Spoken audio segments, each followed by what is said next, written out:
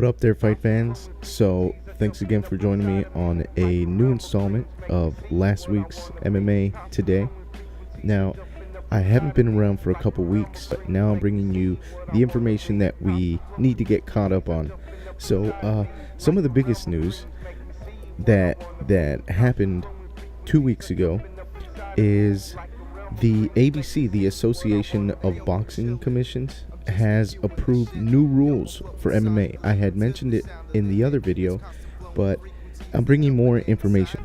The ABC has now approved the changes of the rules to MMA, which some of the changes I'm not fully disclosed as to what all the changes made were, but the ones that I do know will help the sport a lot more. This was approved by the Rules and Regulations Committee and the Medical Committee. So USADA had nothing to do with this. This is more based off of all the athletic commissions getting together and of every state and coming to a conclusion of what rules do need to be changed in MMA.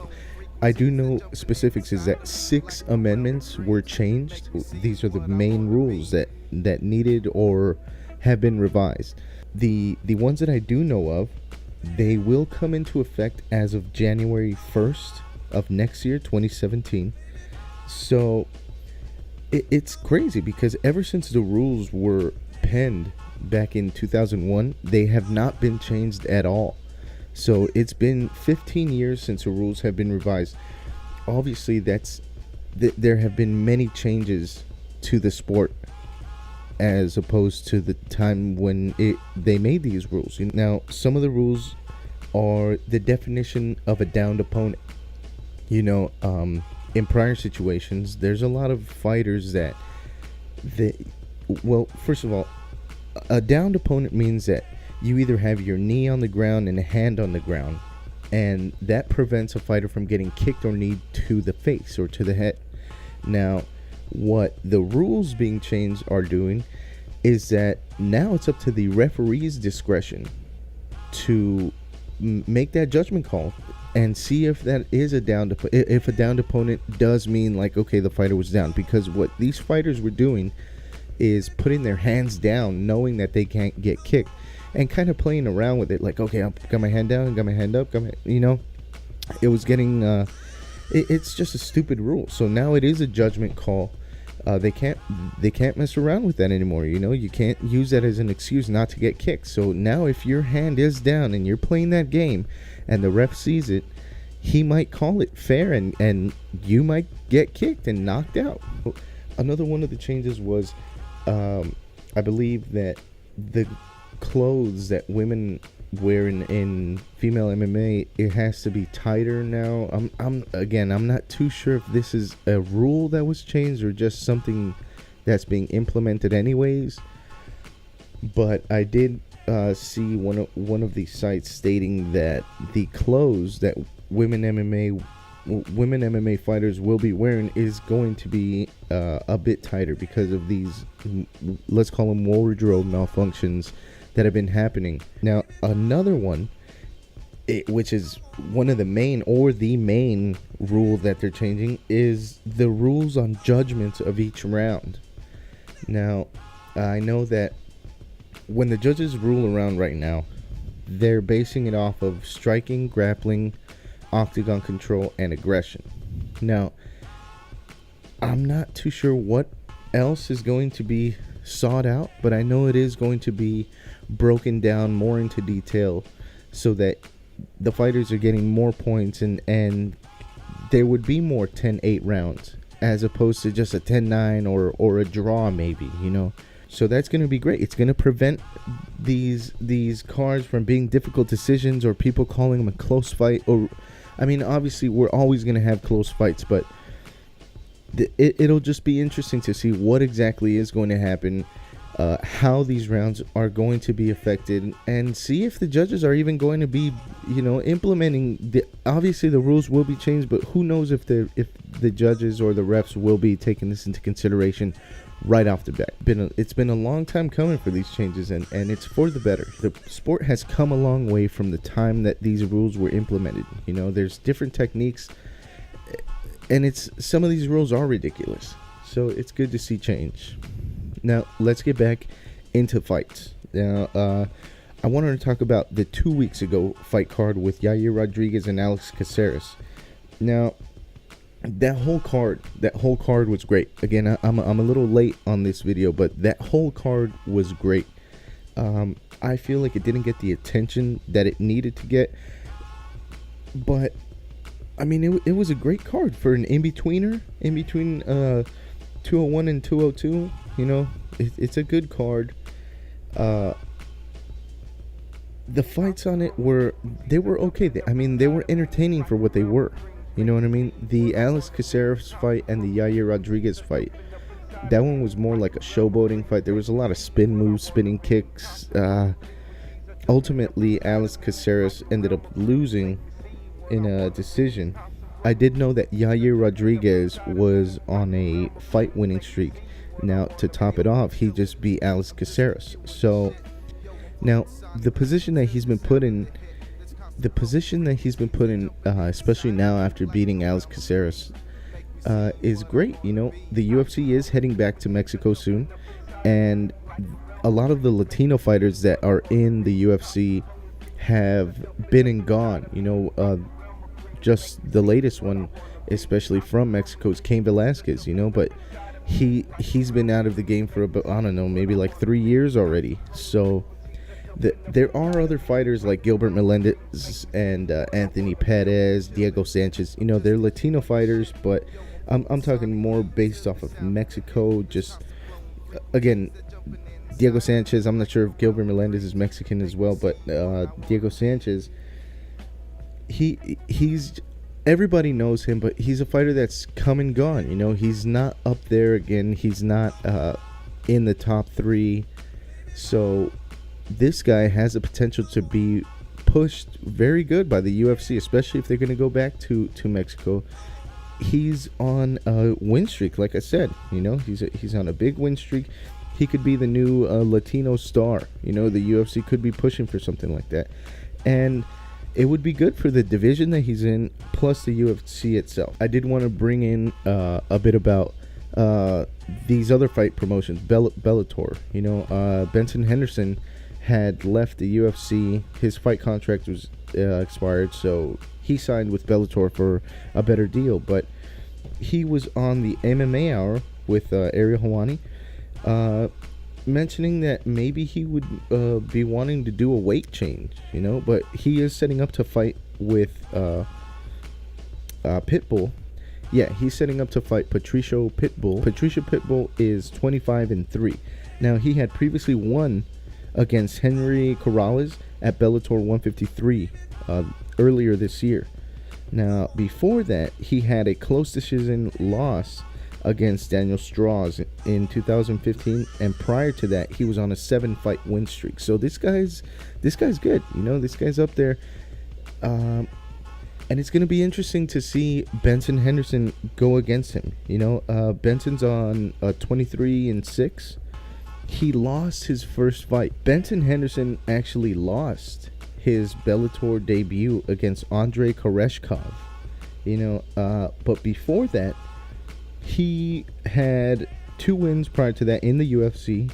But before those 2 wins, he had 2 losses. So he hasn't really been that impactful since 2013, I think so. So, like I said, this is a good matchup for him. It's a good way for him to really cement himself and show himself in Bellator. You know, a lot of the fighters, I'm assuming, especially coming from the UFC, they were holding him to a high standard and showing him, you know, making it hard for the transition. But with this fight coming up, it would be interesting to see how well Benson can adapt to the skills that Pitbull has, the knockout power. See if he'll implement these leg kicks, or how the fight will go, you know, and see exactly how he will transition perfectly into Bellator from here on out. That fight is actually going to happen on August the 26th on Spike TV, so check that out. Now, to get back to the UFC, let's go a bit forward in time to UFC 203. 203 is going to be exciting. Now, we all know that CM Punk is going to be making his UFC debut, or should I say MMA debut. And headlining 203 is going to be Alistair Overeem against Stipe Miocic. Now that's going to be interesting. The fight is going to be held in Stipe's hometown of Cleveland. So, I mean, how much more comfortable can Stipe be? You know, Stipe's a champ right now. And he's feeling on top of the world. He's on a 15-2, and he's on a 3-fight win streak. You know, his last loss was against Junior Dos Santos, and this was in 2012. So that goes to show you that he, you know, with these big guys that are in the heavyweight division, he's got knockout power. He, you know, he's a knockout artist. So it would be interesting to see how he can handle Overeem. Now, Overeem is 41-4. Now, he's a legend of the sport. He's been in it for a long time. He's a K1 Grand Prix champion, you know. So he is on top. Everybody knows Alistair Overeem's name. You know, he's on a 4-fight win streak. He just won against his so-called teammate Andrei Arlovsky, but they have both mentioned that they're not really teammates. You know, just because you guys train in the same camp or the same gym doesn't mean that you're teammates. You know, ultimately it's just one person in the octagon who's going against the other one person. You may have trained against each other. They had mentioned that they had sparred a couple times, but that does not make you friends or teammates in that matter. He was able to stop Andrei Arlovsky and is moving on now for a title shot against Stipe Miocic. Alistair Overeem's last loss was against Ben Rothwell in 2014, and that's a long time ago. You know, he's been able to redeem himself. He's like I said, he's on a 4-fight win streak. You know, that's one more fight more than Stipe. That doesn't necessarily mean anything, but I think that Alistair Overeem is ready to get that title shot again, and Stipe Miocic is a great matchup because Stipe has knockout power. Now, Alistair Overeem does have knockout power as well, and leg kicks and good ground game, but Stipe has good knockout power. We saw that he was able to handle himself in the clinch. So, again, it's going to make for an exciting fight. Plus, you're getting the CM Punk into it, and who knows who else is going to be on that card. But, again, that's going to be in Cleveland. And, I mean, I can't wait for that. UFC 203 coming up. Going even further past UFC 203, the upcoming Bisping and Dan Henderson fight. Now, this fight has not yet been officially announced by the UFC, but Bisping has already made it public on his podcast that the fight is going to be set for October 8th in Manchester City. So he's looking forward to set this fight up in England, and he wants it against Dan Henderson. I mean, that's the loss that he wants to redeem himself off of. Right now, he is the champ, and Dan Henderson is actually on his way out. He thought that his last fight was going to be his retirement fight, but now he's able to fight for the title, regardless of the fact whether he wins or loses the title. He said that this is going to be his last fight, so he is retiring from fighting officially. Now, he did mention that he wants to stay on board with the UFC, maybe as a ambassador of some sort or working as an analyst. That would be interesting to see, you know, and I'm sure the UFC would give him something. You know, he's been around for so long. He's not going to sign to any other promotion out there. He really did genuinely seem like he's done, you know. He is grateful for this opportunity to fight for the belt, and that would be great if he were to. I mean, that's somebody's dream, you know. You retire with the belt, and I think that's the only belt that Dan hasn't gotten. He was the Strikeforce champion, and I'm sure he was a Pride champion. The UFC is what he needs, so it would be interesting to see him go, you know, and then to see what would happen after the fact. So if he leaves, what would happen with the belt? Who would then fight for the number one contendership or fight for the belt at that time? Would it be Rockhold versus Bisping again? Or would it be Weidman versus Bisping or Weidman versus Rockhold? You know, it's going to be interesting to see what the UFC has in store. Chris Weidman himself says that Dan Henderson doesn't even deserve this because Dan Henderson is ranked at number 13. You know, a lot of the fighters in that weight division are feeling it's like a bittersweet taste in their mouth. They are higher in the rankings, and I do personally believe that you should give it to the one next in line. But I'm also happy for Dan Henderson to get this opportunity, but I do think it's a bit of bullshit. Chris Weidman versus Rockhold would be great. Again, that would be so sick, and that would lead up to the number one contender for fighting a Bisping for the title. I know Jacare's coming back. It's just going to be interesting to see. Now, it would be amazing for them to set something up like that for MSG. They are getting ready for a big Madison Square Garden card. Everyone wants in on that card, whether or not it's for the money or just the fact that it's the first MMA allowed event to happen at Madison Square Garden. Who wouldn't want to be a part of history like that?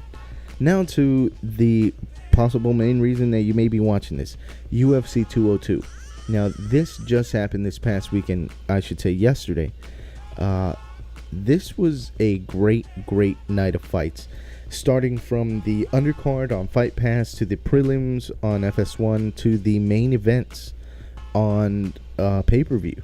These were great fights. It was crazy to see how this whole thing of Nate and Conor has played out, ever since even before the first fight. The first fight was intense.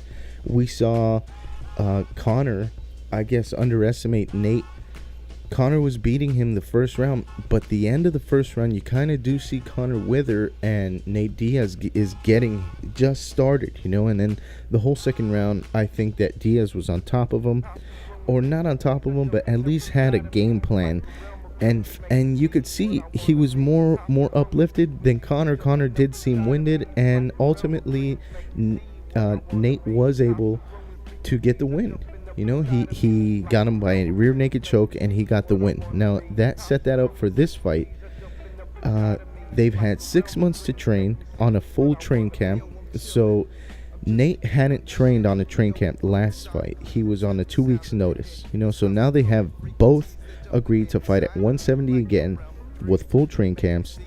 And it was interesting to see this play out. I mean, I don't know if you guys saw the press conference, but that was intense. You see them arguing and Nate leaving a little bit after Conor shows up with his late entrance. Nate gets up with his whole crew, starts walking out of the press conference, and then they have an altercation of throwing water bottles and Monster drink cans at each other. So that was intense. Now, I'm not sure if both of the fighters are going to get suspended or banned or whatever, fined of some way for that, but it was just intense. It's a rivalry that we needed. It's got everyone on the edge of their seats, already setting up for a trilogy even before the second fight happened. So it's intense. Now, in my opinion, 202 is better than was better than UFC 200. UFC 200 did lack in a lot of places that we thought we were going to get, but it ended up falling through. So 202 did not made up for it, but it was a great night of fights itself. In the undercard, there was a lot of fights on the undercard, but the main one that stood out to me is the Neil Magny and the Lawrence Larkin fight. Lawrence Larkin TKO'd Neil Magny in magnificent fashion, and I was actually rooting for Neil Magny, or it's more or less that he's more of a known name, and I've seen his fights, so it was just cool to see him back in the octagon. But it was a bittersweet feeling seeing him get knocked out like that, or not knocked out, but the fight stopping like that. It was intense, but it was a good undercard. I mean, that was on Fight Pass, that leading up to the FS1 fights. Cody Garbrandt KO'd Takemi Zugaki. Now that fight was intense because Cody Garbrandt and Dominic Cruz have been going back and forth in the media, and it seems like they're setting up for a fight for the title. And Dominic Cruz also faced Takemi Zugaki, knocking him out by stoppage, but Cody Garbrandt actually stopped Takemi Zugaki faster than Dominic Cruz did. So they're going at it with that. That's going to be a great fight buildup. You can already see the UFC buying into selling that fight. It's going to be intense if they do put that together sooner than later. Other fights on the prelims were Raquel Pennington. Now, she beat Elizabeth Phillips. That was an intense fight too. Check that out. Artem Lobar beats Chris Avila. That's Connor's teammate. He came in with the win. And Randa Marcos actually lost to Courtney Casey. You know, that was an intense stoppage.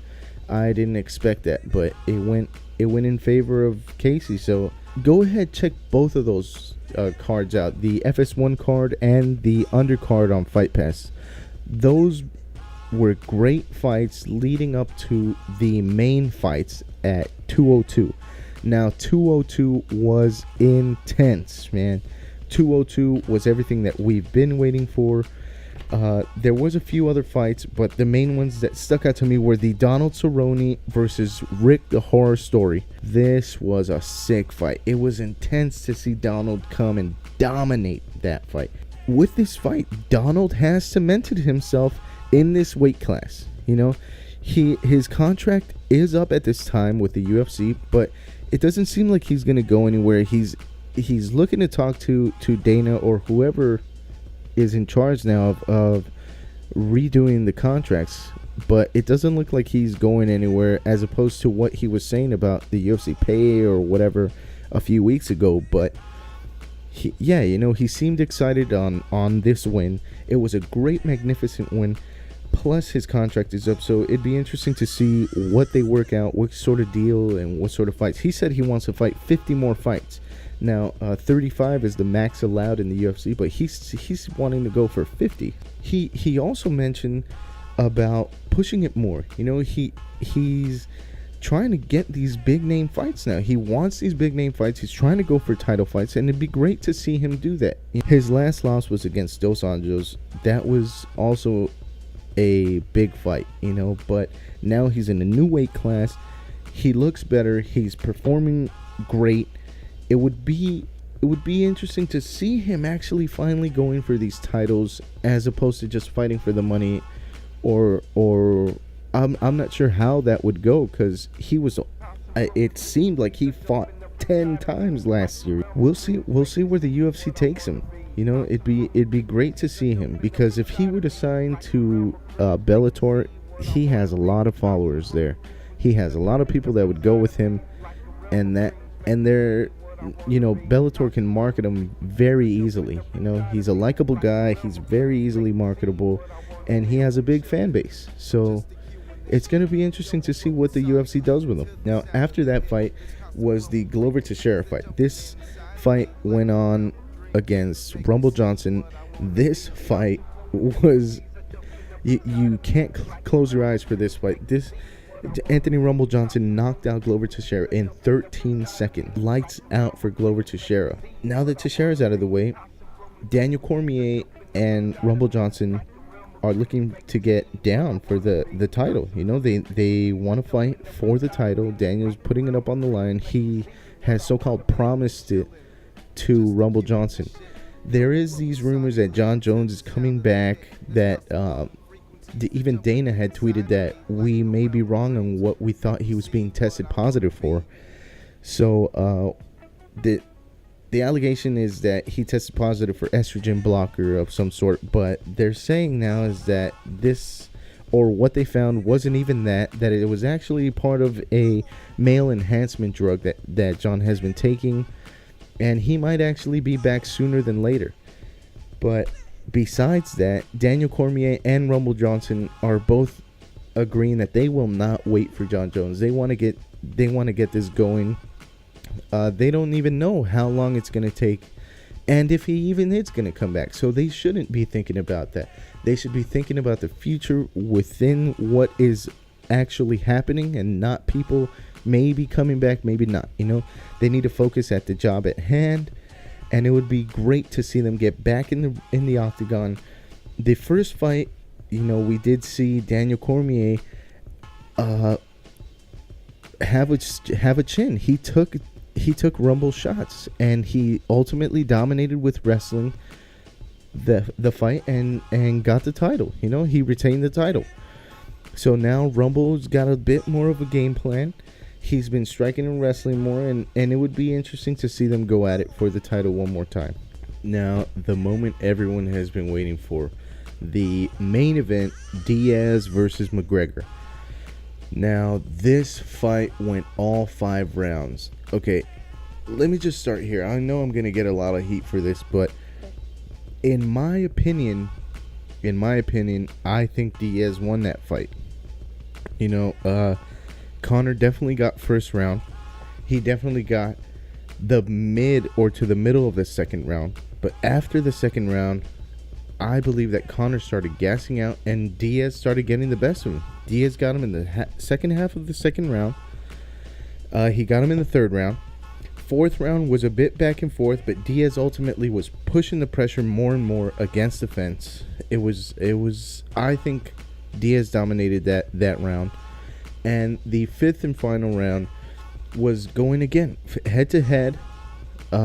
And Diaz got the takedown at the last second, so not only was again they were going back and forth in the fifth round, but Diaz was ultimately pushing him against the cage again more and more, and then finally got the takedown at the end. So that was some bullshit, I think. Either way, we might see a third fight, so that's going to be cool to see. They went all 5 rounds. It was a great fight. It was just bad to see what happened. Now, the post-fight press conference. These conferences were, I say conferences because there were multiple of them. It was a bit weird. It wasn't like the usual one where everyone's in the press conference room. They actually brought in one fighter at a time. So first it was Rumble, then it was Glover, then it was Nate. Now, as they were asking Nate some stuff, Nate was actually hitting some CBD oil. It was a vape pen. It was, I thought it was cool, man. And me being a medical marijuana patient myself, was good to see him advocate it and for him to speak on it. The CBD oil does help with inflammation. It helps the healing process. And for him really just saying fuck you to USADA and maybe even the UFC itself, but he mentioned after that he's not looking forward to fighting anybody. He's got to do nothing. All he wants to do is get that trilogy with Conor McGregor back. And he said that he'll wait for that. So now I see some bullshit on the internet that USADA's doing an investigation on him. You know what? They don't even need to investigate anything. He admitted it. He was smoking it at the conference, and he told everybody what it was. So there's no reason to do an investigation. And he admitted it. What are you gonna do, man? USADA needs to stop this bullshit. It's allowed in the Olympics, man. It's allowed in a world gathering of sport. How is it gonna be illegal with this bull crap, man? USADA and just the world, or the United States in that matter, need to get on it and just legalize this and look into it, because it does have medical benefits. But now I'm just getting off topic. Besides that, it was just good to see Nate advocate for that, and he's ready to chill. He's ready to chill and just wait to get that Conor fight. Conor, on the other hand, when they interviewed him after in the press conference, he had nothing but good things to say about Nate. Both of them gave each other praise, and that's one thing that I did like. After all the beef and all that crap, there is that mutual respect in them fighting. They both spoke highly about themselves. They both gave it their all in the octagon. But ultimately, it was a weird decision in my eyes. But besides that, Conor now is looking forward for the trilogy, but now wants to do it at 155. And Nate Diaz also is interested in doing it at 55. They both mentioned something about wanting their abs back. So now I'm not sure if that's going to happen right away. Conor did mention that he has multiple options. He quote unquote, he said the shit might hit the fan right now. I don't know what he meant by that, but we do know that he's been hyping up this fight talk with the WWE wrestlers. He's been doing this hype talk with Mayweather. We'll see if any of those two come into play. Ariel Helwani said it best. He said he left us on a cliffhanger, and it's true. We're here already wanting the third fight, and that's not going to be for years, maybe. Oh, I forgot to mention. Now there is a fighters association. There is a union for fighters. Now, I'm not too well informed as to what this entails, but I do know that the fighters have a union now. They have unionized. We'll see how this affects the contracts. We'll see how this affects the UFC in general, or all promotions for that matter. But it's good to see that these fighters are getting together and seeing that they need to do something about the rules as well. So we're going to recap. We talked about the changing of the rules. We just talked about the unionization. Now we talked about the Caceres fight. Too bad for Caceres. We talked about Benson Henderson and his upcoming fight for Bellator. We talked about the prelims for 202. Oh, before that we talked about 203 in the near future. We talked about Bisping and Hendo. And we talked about Conor and Diaz. This is just a recap of what is going on. Nothing too major, but we are set up for a big, good weekends of fights from here till, I believe, October. Every weekend we'll be having a fight on UFC or Fox Sports or Fight Pass. So it's going to be great from here on out. Thanks for tuning in. I'm going to try to keep up to date with these. I'm going to bring you the best information I can from my resources, and I hope you guys enjoyed this video. Give it a like, click, and subscribe if you want to receive notifications of when a new video is posted. And thanks for watching last week's MMA Today. Peace.